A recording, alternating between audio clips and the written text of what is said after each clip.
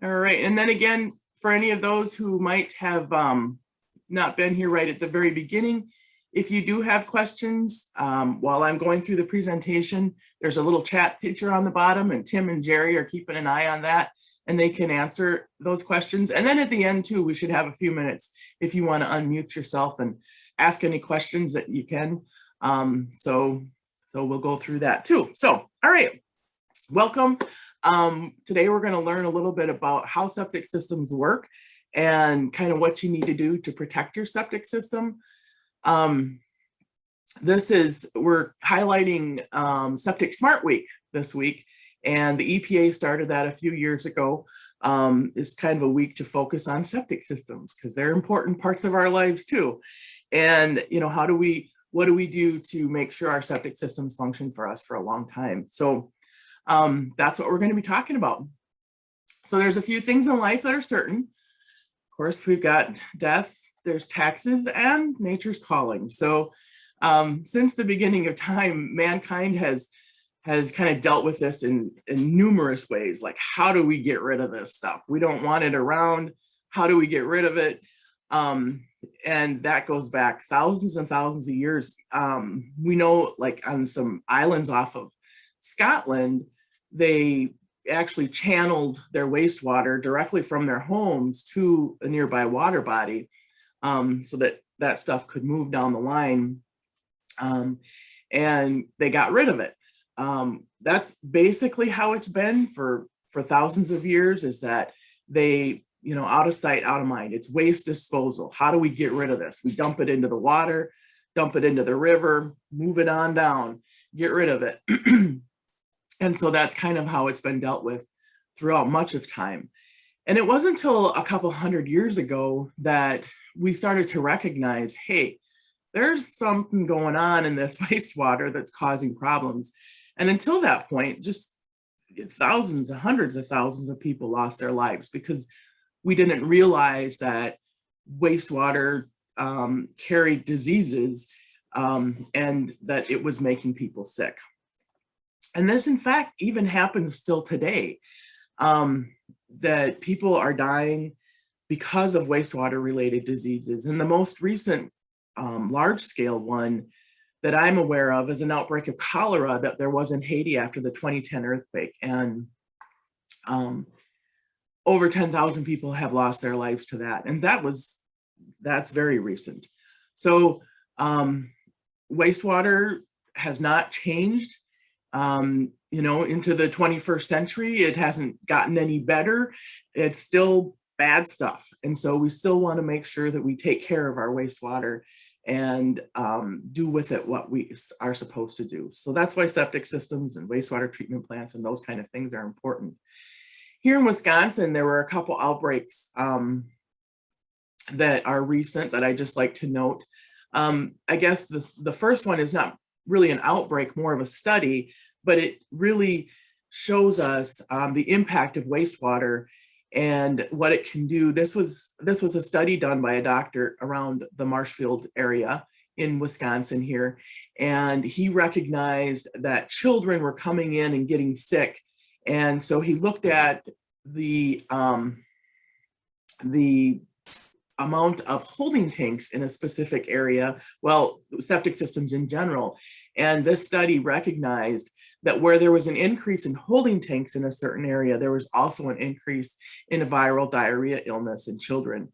And that's because people, it's expensive to pump a holding tank. And so people will just pump it out themselves and pump it out onto the ground.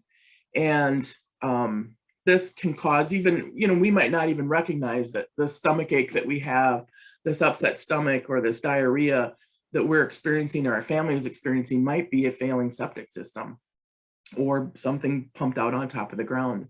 In 2007 in Door County, there was a norovirus outbreak at a newly opened restaurant, and this was caused by a faulty gasket on the septic tank, and it was leaking, and that wastewater was leaking right into the groundwater, and so it caused illnesses in a lot of people. So again, wastewater diseases are very real.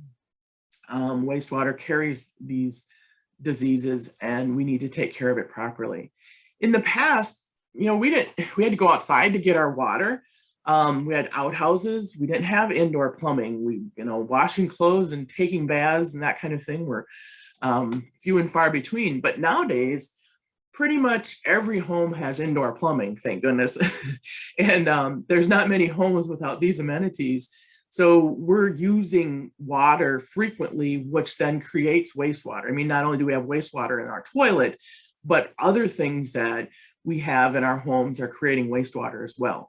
And so we're using a lot more water. Along with that, populations are increasing in rural areas. And, it used to be we'd have a lot of undeveloped lakes or farm fields. Now those farm fields are becoming developments around the lakes.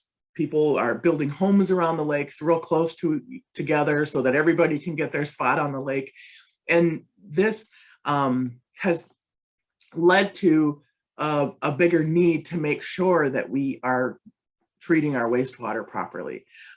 We don't want things to happen like they did in the past. We recognize that wastewater can cause diseases, and so we need to make sure that it's treated properly. So what are some of the harmful qualities of wastewater? We have nutrients. There's nitrogen and phosphorus in wastewater. High nitrates can cause the blue baby syndrome. And so it's not safe if we have nitrates in the water for pregnant women or young children. Hazardous waste might be present in the wastewater. And these might not just be like hazardous waste like acid or things like that, but we do have things in our wastewater that cause issues, and we're going to talk a little bit more about that depending on the use inside of a structure. And so we might need to pre-treat some of that stuff and make sure that we're sending out residential strength wastewater into our septic systems. And then we have all these disease-causing organisms, which have really caused a lot of problems throughout history. Bacteria and viruses and those kind of things that are present in the wastewater.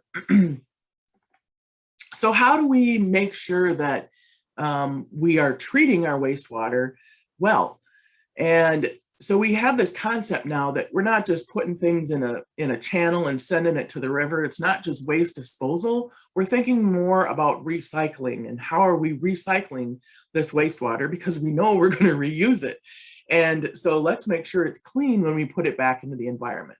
We recognize we have this water cycle as a continuous, no more or less water in the world. We're using it, we're coming out of the well, and then we're flushing the toilet and it's going out into the septic system, and then it gets filtered and put back into the environment. So let's make sure that we're treating it correctly and people aren't getting sick. So in cities and villages, people have the big pipe. So they've got wastewater treatment plants. People's homes are connected to that system somehow, and wastewater moves through the pipes through the city and village and then goes out to a large treatment plant. Well, in the country, we have basically our own little wastewater treatment plant, and we're responsible for making sure that it functions well. We're responsible for the cost of replacement.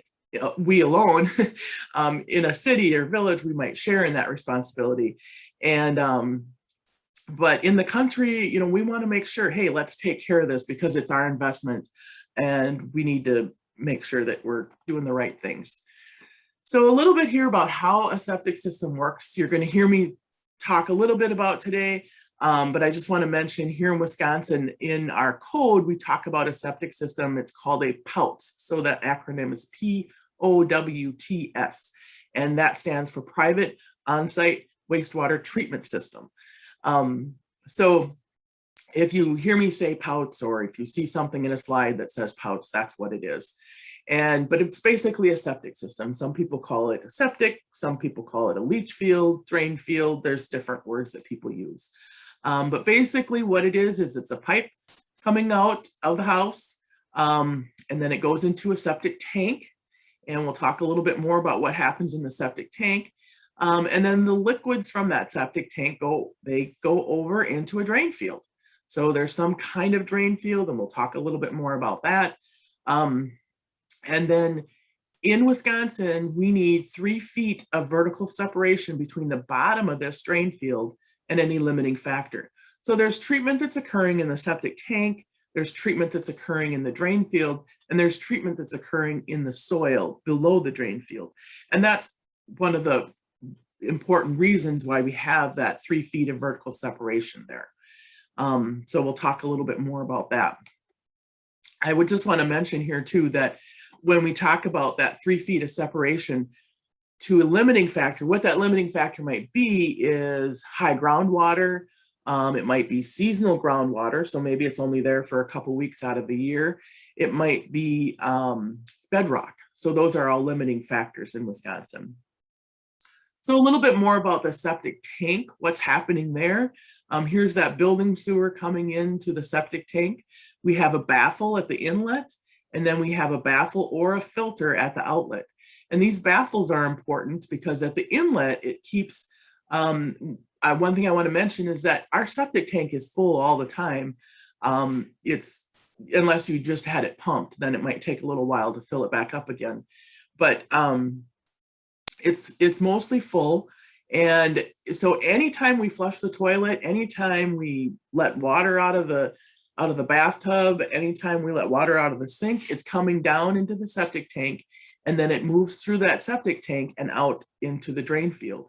So any water, if we're pushing 50 gallons of water out our building sewer, we're putting 50 gallons of water into our drain field at the same time in a gravity situation. So just be thinking about that a little bit. And this baffle at the inlet is keeping the water kind of stationary, so it's not getting stirred up. Every time water comes in, then we're not stirring this whole thing up, because there's a reason that we want to keep it the way it is, because there's a treatment process going on inside that tank.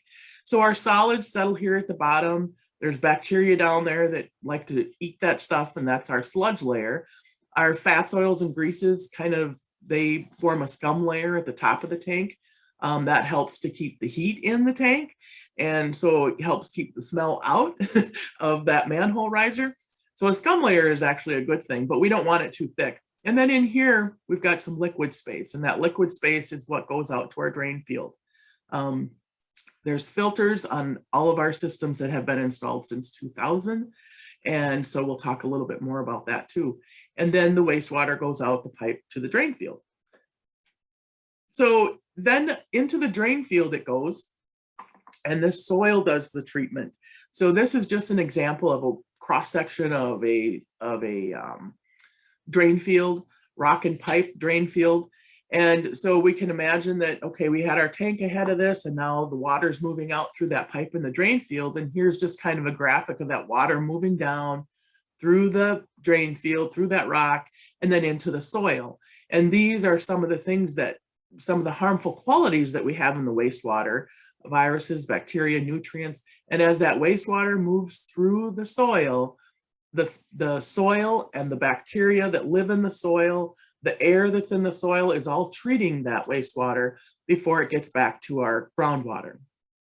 And so here's just an example of our well. Here's the groundwater. Here's the wastewater coming through, getting cleaned up, going back into the groundwater, just that recycling like we talked about earlier. So when we have this situation where we have saturated conditions, and this just kind of gives an example, here we've got our well, the groundwater's down here, and maybe we have a saturated condition just for a couple weeks out of the year in the springtime when the snow's melting, or we're getting a bunch of rain, or at different times. Well, this is what happens, is that wastewater coming out of that pipe is short-circuited. It's not going through any soil now. It's not getting filtered. It's just going into solution in this water. And so we're basically potentially contaminating our well water by doing this, or our neighbor's well water. So this is one of the reasons that we have that 3 feet of separation between the bottom of the system and any limiting factor. A little bit about the biomat. So in any septic system, it's really just progressive failure. And this is just an example of it. We've got the water coming out of the tank. It comes down through the pipe, and then there's anaerobic bacteria that doesn't really like oxygen. That's what lives in the tank. And they like to live also in this drain field. And so they eat the stuff there and they have byproducts. And so it forms this biomat, this brown layer on the bottom of the drain field. And that biomat is actually a good thing. It helps to filter the wastewater. But if it becomes too thick, it can actually obstruct the wastewater from moving through. And then what happens is you'll get ponding in the drain field, and it could even back up onto the surface here, or back up into the tank and then into the house. So there's different things that can happen. So we want to make sure that we pump the tank. That's one of the important reasons that we pump the tank, is that we don't have a lot of organic matter coming out of that tank. It doesn't build up over time and cause a problem. And it's another reason why we want to just make sure that we're putting in suitable soils, that we have air moving through that soil. That helps to balance that biomat also. Here's just an example I wanted to provide about a septic system that somebody thinks, hey, you know what, my septic system works fine. It's been put in, it was put in the 60s and I've never had a problem with it. Well, this is maybe what has happened with it, is that you have a septic tank and you have a dry well. And we have a lot of dry wells that are out there from the 60s, 70s, even into the 80s. And maybe the bottom of that dry well is in groundwater. So as you saw from our image before, if our wastewater has a direct conduit to groundwater, we're not getting any treatment. And so we could potentially be polluting our groundwater or surface water and not even realizing it. So something to be thinking about if you have a dry well or an older system, you know, making sure that there's a suitable separation. And there are dry wells put in areas where we have 3 feet of separation too. But then here's, okay, we figure out, yep, we've got a problem here and we fix it. And maybe we'll put in a new septic tank and a mound system. So that mound system goes up here. And now we have 3 feet of vertical separation between the bottom of the system and any limiting factor. So we're getting that proper filtering on that system. All right, so some general requirements. Again, here in Wisconsin, we have different rules about what needs to be done. One of the things that we make sure of is that we have a thorough soil and site evaluation. So there's a licensed person that comes out, looks at the soil, looks at the site. We'll talk a little bit more about that. After that, then we design the septic system to meet those soil and site conditions, because every site's going to be a little bit different. And so we make sure we design it to do that. That's licensed people that do that. The county then issues a permit for any time there's new construction, new septic system being put in, or replacement septic system, repairs to a septic system. And then we have licensed people install those systems. There's an inspection done by the county, and then it's the homeowners. So then it's the property owner is, you know, has to manage that system. And that happens over several years, hopefully 20, 30 years. But it's a lot to be thinking about, you know, the responsibility that the homeowner has to make sure that that system functions well for a long time.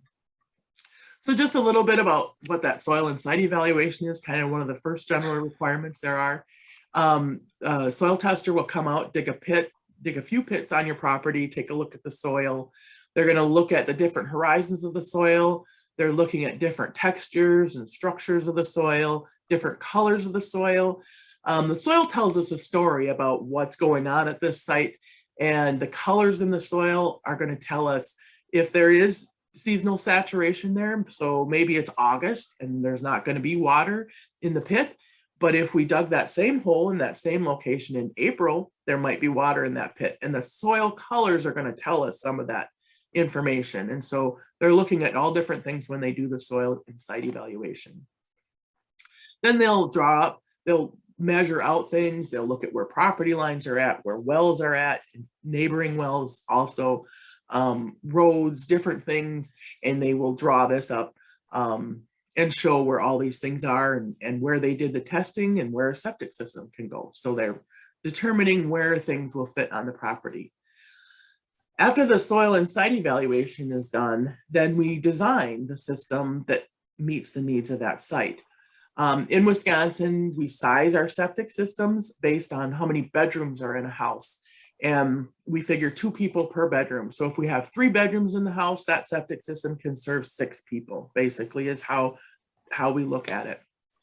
The other thing that I want to mention here is that if there's other activity going on in the house, especially commercial activity, maybe you have a home bakery, maybe you're cutting some hair in the house, doing a few perms here and there, different things like that. Even like vacation rentals, that kind of thing, that might be something that was going to impact that system a little bit differently. And so we want to just make sure that our system is sized for whatever we're using the home for. And so especially bakery, that can, if we have a home bakery or something like that, we've had septic systems fail because people are doing a home bakery that they never really thought that was going to impact their septic system, but in fact it does significantly. So just some things to be thinking about. Make sure your soil tester knows what's going on in the house and that we're designing that system to make sure it meets those needs that you are having in the house. So again, we design it, we figure out how big it needs to be, you know, what we're serving there. And then, okay, what size tank do we need? Where does the tank go? All these kind of things are part of the design. And every septic system is going to have a tank. And that's where the initial treatment is. About half of our treatment is in that septic tank where our solids settle out and we get that scum layer, and then the liquids go out into the drain field. Again, since 2000, we've had filters in Wisconsin. This is just an image of a filter, and that will be on the outlet of the tank. So that gets cleaned each time the tank gets pumped. We'll talk a little bit more about that. But I want to mention that for those people who have a system that's been installed since 2000, this filter will be there. And if it doesn't get cleaned properly, it can cause an obstruction in that outlet, which then leads to wastewater filling up into the tank and then possibly backing up into the structure. That does happen where a filter gets clogged. It's doing its job. It's filtering out the solids. And so there are alarms that can be put on filters to, if the water rises a little bit, you're going to get an alarm. So you know that that might be a problem before it backs up into the structure. So I just want to mention that sometimes that might be a good idea to have. Types of dispersal in the past, just a little bit, you know, like what is a dry well and all that kind of stuff. So this picture, upper left and lower right, are pictures of dry wells. Again, these are something that was used years ago. We no longer permit dry wells for new construction, but we do have a lot of dry wells out there and they're perfectly fine to keep in place. They're grandfathered in is how we say it. So basically it's a pit, it's something round and deep. Now we put in our systems long and narrow and shallow, so we can get that 3 feet of separation a little bit easier. We get better distribution with long and narrow than just, you know, the round, deep things. But that's what a dry well is. You have a tank and then it goes into the seepage pit. Upper right here is an outfall pipe. There's a pipe that from a septic tank, and then maybe even a drain field. Then there's a pipe that goes to daylight. That's an illegal system. Those are no longer allowed. They're not grandfathered in. Sewage on the ground is never a good idea. Cesspools, this is just basically your tank and your drain field all together in one. You have one tank, you have no drain field, and then there's no bottom in that tank. And so everything from the house goes into this tank and there's no bottom in it, and then it just filters down through the soil. That's a cesspool, and those are no longer legal either. And so those need to be replaced. So some of the stuff that we've had in the past. Now I'm just going to go through a few slides about kind of what we use now. And again, this is our long and narrow in-ground system. It might be made with rock and pipe. It might be made with chambers. It might be made with, people call them packing peanuts. The brand name is Easy Flow. There's different components that we use for inside this drain field, but basically it's a conventional system, an in-ground system, a leach field, and it's in the ground. So here's finished grade up here. Here's our system. And then we have that 3 feet of separation between the bottom of the system and any limiting factor here. So if we have a foot of system here and 3 feet of good soil here, then we need at least 4 feet of good soil in order to get an in-ground system in Wisconsin. Then there's always a foot, at least a foot over the top of it too. But we can add that with a little bit. So we need at least 4 feet. That's an in-ground system. The next step would be an at-grade system. So we had 4 feet or more in the first one. Now, if we have 3 feet of suitable soil, maybe we can do an at-grade. And an at-grade is basically looking at the surface of the ground here. We're going to plow that up, and then we're going to put some rock on it, and then our pipe.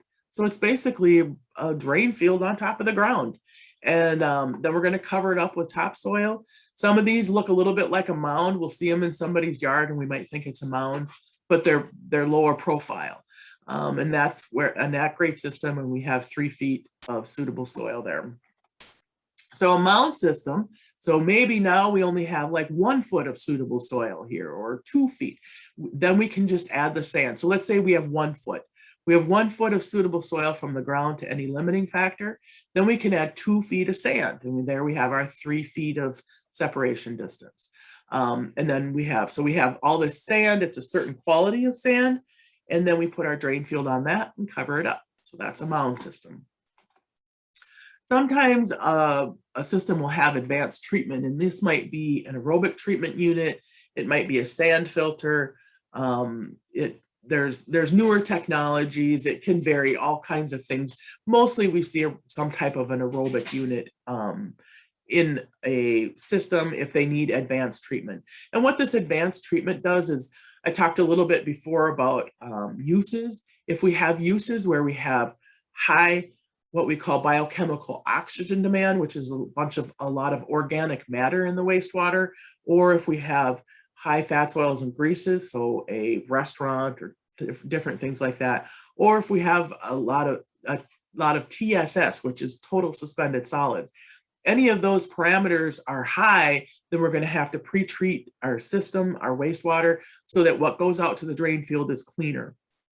And then also in some situations, we can treat it so well that it's super clean water, and we can reduce that setback to a limiting factor from 3 feet to 2 feet, and we can make our system smaller. So this advanced treatment gives us some more flexibility in what kind of system we can put on the property. And then we have our holding tanks. Holding tanks are put in where we have very poor soil conditions, no available area. This is a system where you have a pipe coming from the house and it fills up the tank. When it gets full, you call the pumper and you pay money to have it pumped out. There's no drain field, no outlet, nothing past this holding tank. And so these are very expensive to maintain. And they're kind of a last resort. In Wisconsin, permitting is required anytime there's work done on a septic system, a repair, a new system, a reconnection to a septic system, maybe a new house is going on an existing septic system, then a permit is required in the state of Wisconsin. So those permits are issued by the counties. We have professional installation, all people that work on a septic system need to be licensed. And so in the state of Wisconsin, if you live in your house and you need to do some plumbing repairs inside the house, you are allowed to do that as a property owner. But outside plumbing, septic systems, all have to be done by a licensed plumber. Homeowners are not permitted by law to do any outside plumbing in Wisconsin.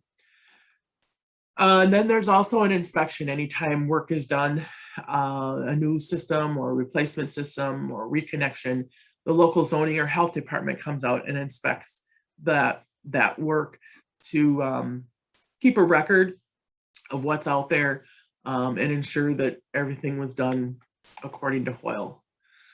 And so after all that stuff, there's a lot of oversight in putting these septic systems in. Then it's basically up to the property owner to maintain that system and get that system through the next 20 to 30 years. So just like owning a car, there's a cost. whether you're changing the oil in your car or doing upkeep in your car from time to time. The septic system is the same way. And one thing that we're going to want to do is pump it. That can vary. What our code says is you pump it when it's 1/3 full of sludge and scum. And but generally you're going to get a notice from the county about every 3 years. And there's a requirement in our code that the system be inspected every 3 years. And we'll talk a little bit more about that. But this is the responsibility of the property owner.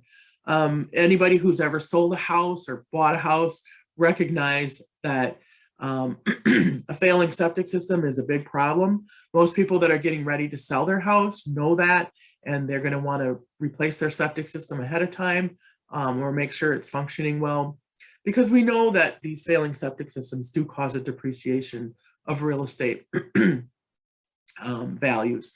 So a little bit about failing septic systems. So we get this question about how do I know if my septic system is failing? People aren't sure that, it's not something that they, read a lot about their septic system, but how do I know if my septic system is failing? So stop, look, and smell. Those are the kind of the things that we need to do. So foul odors might be out there. Just foul odors on their own, not necessarily does that mean it's a failing system. We're going to get where that scum layer has been removed in the tank, we're going to get foul odors out of the tank. We're going to get foul odors from a drain field from time to time. That in itself doesn't mean it's failing. But if we have soggy areas and some foul odors, that's going to tell us, there might be something going on here. Same with lush grass. Just lush grass on its own might be that if it's really green over the septic system, it might just be a really shallow system, and there's a lot of nitrogen in that wastewater. And so the plants are taking that nitrogen up and they're using it. And so they're really green. And so it could just be that. But again, if we have soggy areas or ponding and lush grass, then we got to figure out what might be going on here. If we have any kind of contaminated wells or anything like that, slow fixture drainage, you go to flush the toilet and it's gurgling and not really wanting to go down, there might be a problem out in the tank. Backup definitely is telling us, hey, there's a problem if we've got sewage on the floor in our basement. Outfall pipes, anytime there's an outfall pipe, we talked about that. That means, hey, there's a problem here. Ponding, when we check our drain field, there should be pipes on your drain field that come to grade or just above grade. And you can check that to see if there's ponding in there. Just ponding in itself doesn't mean it's failing, but ongoing ponding of significant amounts. So if we've got a couple inches of ponding in our drain field, that doesn't mean it's failing. It just means it's moving through that biomat slowly, or we just washed a load of clothes or something. But if we have, 6, 8 inches of ponding in our drain field and it's always there, then that might be something going on. Definitely, if it's coming out on top of the ground, we have a problem. Or soggy areas, slush, slush, slush out by the drain field, that's telling us there's a problem. And if we need to pipe our gray water separately, that is not allowed in Wisconsin. That's not permitted. All wastewater needs to go to a septic system. And so if that's being done, then we recognize that, hey, that septic system isn't taking on that extra water for some reason. There might be a failure problem. In Wisconsin, failures are defined, and any discharge to surface water, groundwater, seasonally saturated soils, drain tile or bedrock, surface of the ground, or back up into the structure is defined as a failure in Wisconsin, and that's when it needs to be replaced. So again, let's talk a little bit about failure prevention, those responsibilities of the homeowner. We've got proper design is all done by other people, and you pay big money to have all that stuff done. So what do we need to do to have proper maintenance, inspection, and use of our septic system? So one thing do not do if we notice that we have a failing system, do not do work on the system unless you're properly licensed and have all your permits. Don't just throw a load of soil, over the top of it. We've got ponding on the ground or, something going on here. So let's just throw some soil over it, cover it up. It's kind of the old way of doing things. Let's not do that either. Don't pipe it to the ditch. That's not a good idea, or run it to a sinkhole. You don't use additives. Additives aren't necessary in order to make a septic system work. The stuff that goes through our body and flushes down the toilet is all that our septic system needs to work properly. And don't pipe the gray water separately. You know, we kind of already talked about that. Some of the things that you can do, so let's conserve water. Maybe there's a leaking toilet somewhere.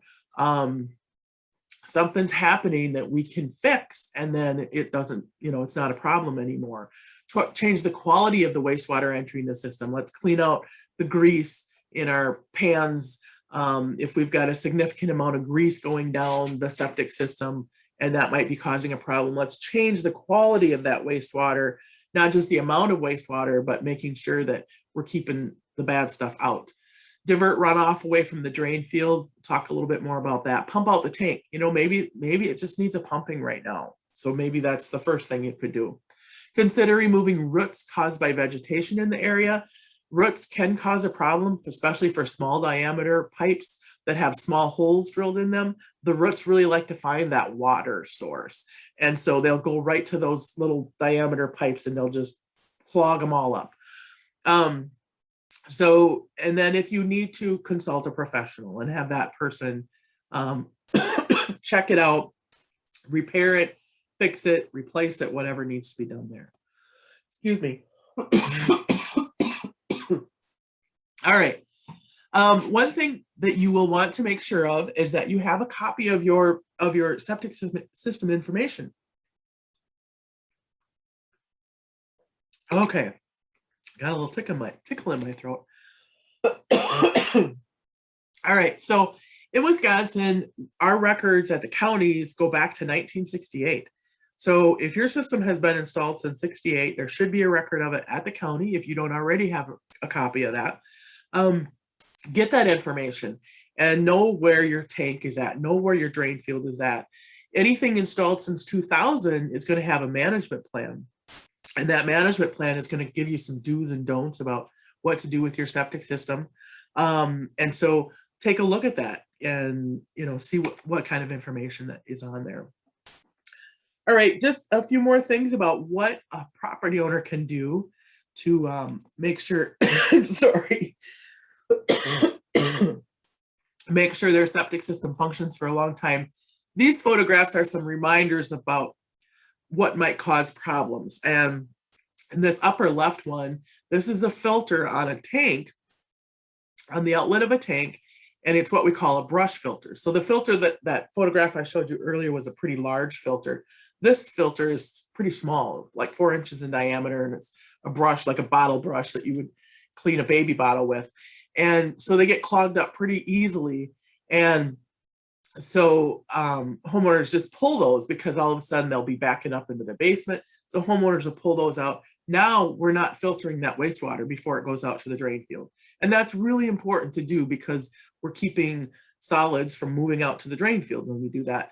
And so maybe if you have a brush filter like this, you could get a second one or a third one and then just be replacing them and clean out that old one, put the new one in there.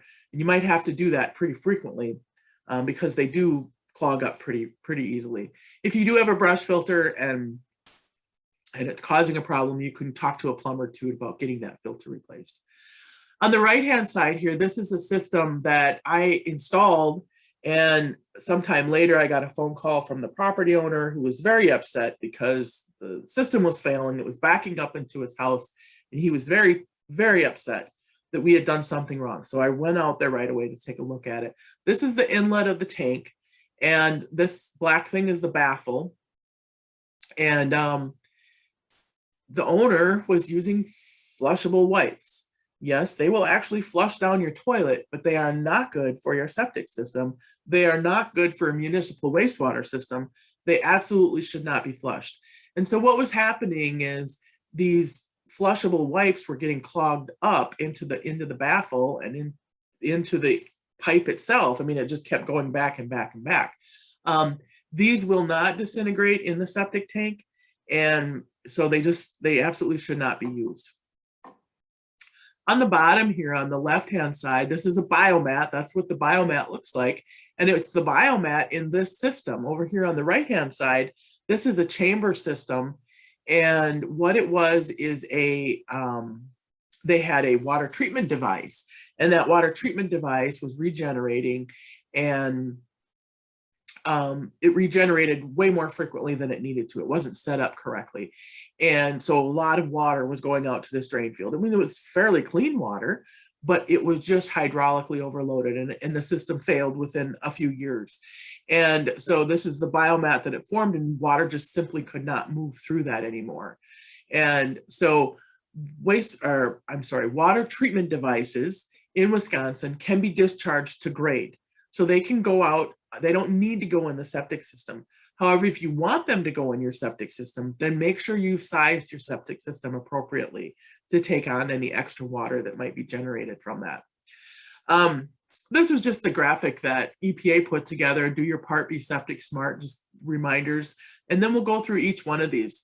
So think at the sink. That's one thing that we talked about a little bit. Think about what's going down your drain at the sink, and make sure that we're not sending things down there that can be harmful for our septic system. So grease is one thing that comes to mind. A couple weeks ago, my son, who lives in South Dakota, was having a problem with his septic system, and he called and said, I don't know what to do. And so I said, well, let's FaceTime and let me take a look in your tank. And so the problem was the pump wasn't working. But while I'm looking in his tank, I can see the grease on top on his, it's floating in the tank. And so I did say, don't send so much grease down your septic system, down your sink. Make sure you clean out those pans, and then, just wipe them down with paper towel and throw it in the garbage. And because if you are cooking with grease a lot, it can damage your septic system. Don't overload the commode. It's not a trash can. Only put toilet paper and human waste in your toilet. I've seen septic systems fail that were just absolutely plumb full with cigarette butts. The people must have dumped all their cigarette butts in the toilet and flushed them. And this, honestly, it was just crazy how many cigarette butts were in this septic tank. And some of it had even gotten over into the drain field. So don't use paper towel. We talked about flushable wipes, but paper towel and Kleenex also do not break down like toilet paper does in the septic tank. So those don't flush those down the toilet either. Medications, some people, when they're done with medications, they will throw them down the toilet. Don't do that either. That's not good for your septic system. Just toilet paper and human waste. Don't strain your drain. Maybe if you have a lot of wash to do, try to stagger it throughout the week. I know it's tough for families that are working all week. It's easier to just, hey, Saturday's wash day and let's do it all at once. But it's best if we can kind of stagger it throughout the week. As you know now, when we're doing it all in one day, we're sending a lot of water out to that system all in one day. So it's better if we can kind of stagger it.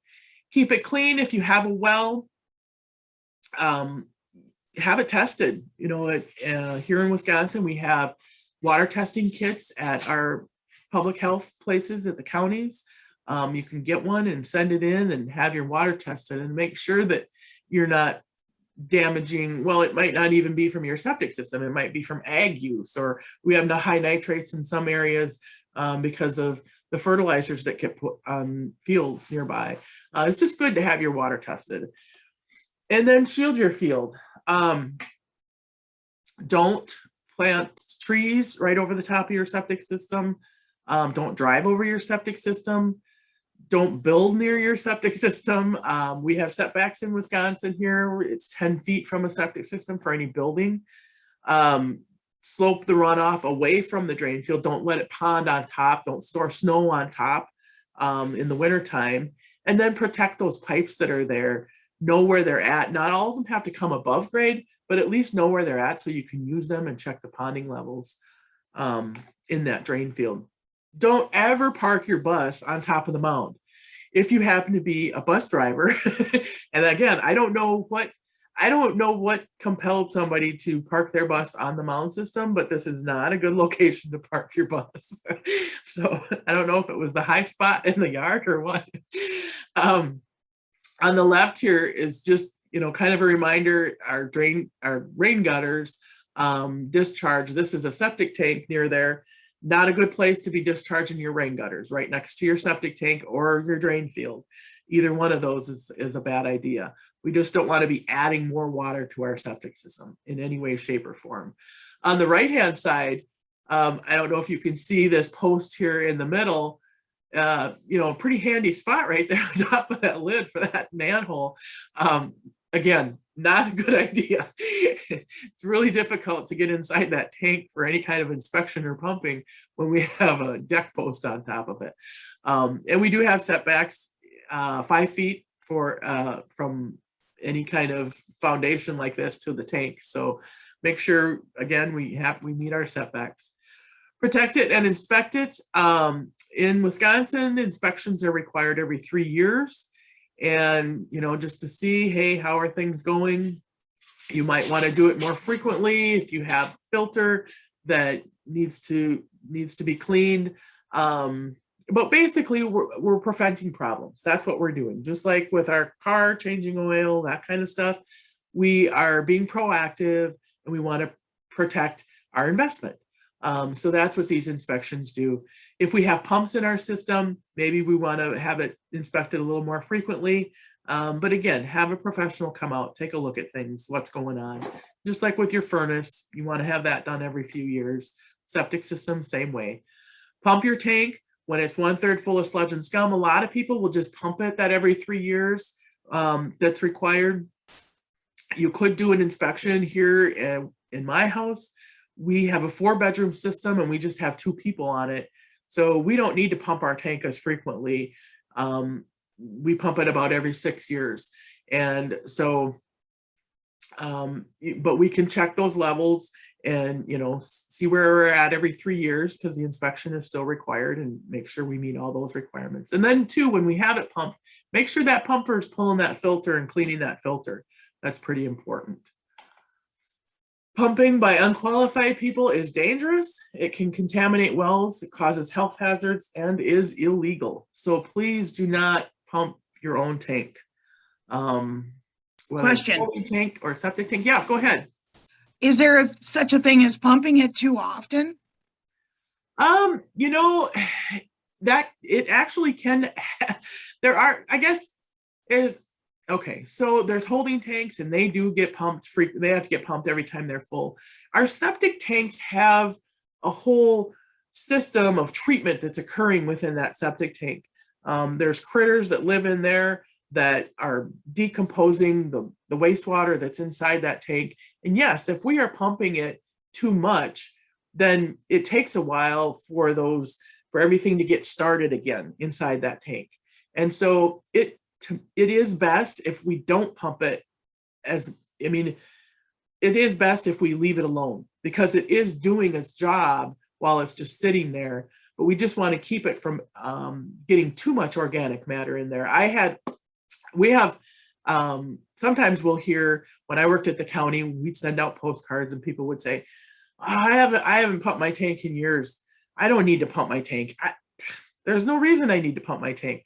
Well, when I worked privately, we got a call from a guy on a lake, and he said, I've never had to pump my tank, and I've never had a problem, but all of a sudden things aren't flushing right. So can you come out and take a look at it? So we did. Well, he didn't even have a manhole on it, so we had to take the whole lid off of the tank to figure out what was going on. When we took that lid off the tank, what was in there was so composted that I could walk across it. And so because it had never gotten pumped, then it just basically composted inside this tank. And so it was totally ruined, and his drain field was ruined too.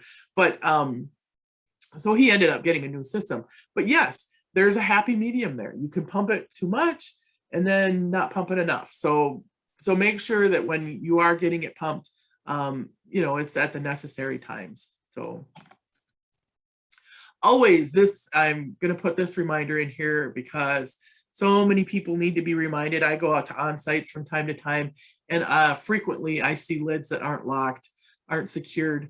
So we hear of this every year where a child has fallen into a septic tank because of an unsecured lid.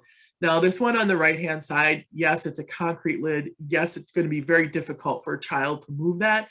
But in Wisconsin, we still require chains and locks on these lids.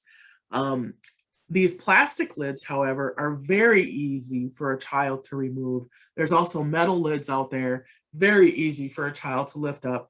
You know, an inquisitive child is, what's this? Or they might just be jumping on it, playing on it. If that isn't screwed down, if it's not secured, it is very easy for children to fall in. So please make sure your lids are secured. Steel tank issues that are out there. We still have a lot of steel tanks out. And pretty much after 5 years, these things form holes. They're like Swiss cheese. And so over time, they just collapse. This generally, we see these collapsed tanks in the springtime when the ground is thawing. Then that's when we start to see these steel tanks collapse. And they are an issue. If you have a steel tank, I recommend you get that replaced with a concrete or good plastic tank. Septic system freeze ups, we do have this from time to time. Surface discharges are not allowed. We're going to have to pump and haul if our drain field is frozen. Call the pumper, and then make sure your manholes are secured. Things not to do with the frozen system: you don't add antifreeze, salt, or any kind of additive.